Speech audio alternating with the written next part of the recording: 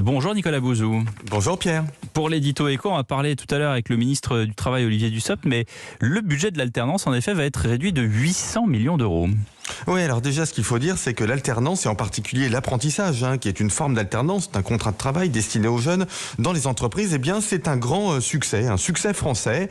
Il faut le pérenniser. Alors, vous vous en souvenez, Pierre, les aides aux entreprises dans le domaine de l'alternance ont beaucoup augmenté. C'était dans le cadre des mesures pour faire face à la crise, à la pandémie.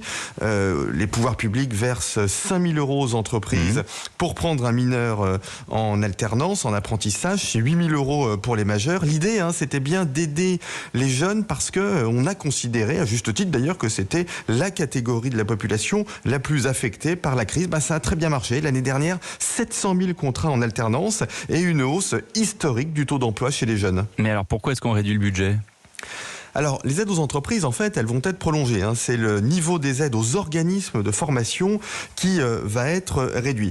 C'est vrai que même si c'est un grand succès global, cette politique, il y a quand même deux problèmes. Premier problème, ça progresse surtout l'apprentissage pour les très diplômés, les bac+4 et les bac+5. Alors c'est très bien, ils en profitent et c'est parfait, mais il faudrait cibler davantage ceux qui ont le bac, voire ceux qui n'ont pas le bac, un niveau de qualification inférieur. Parce que c'est là qu'il reste beaucoup de chômage en France. C'est d'ailleurs une très grande différence entre le modèle français de l'apprentissage, qui reste un peu élitiste, et le modèle allemand de l'apprentissage, qui est fait pour les plus faiblement diplômés. Et puis, deuxième limite, tout ceci coûte très cher. La Cour des comptes l'a noté.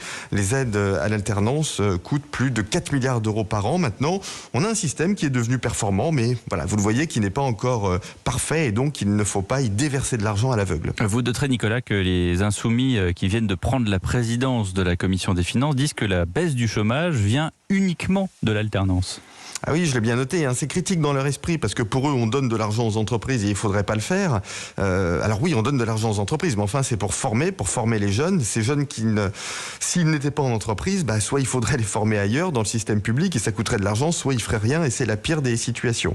Alors c'est vrai que ça contribue beaucoup aux créations d'emplois, l'alternance. L'INSEE nous dit que cette année, ce sera les 2/3 des créations d'emplois, donc c'est important, mais c'est bien parce que ces emplois très souvent se transforment en emplois pérennes et il faut pas taper sur l'apprentissage, il faut au contraire l'utiliser davantage sans doute pour combattre le cœur du chômage qui est chez les personnes qui sont les moins développées. Donc vive l'apprentissage, on est vraiment sur la bonne voie, continuons.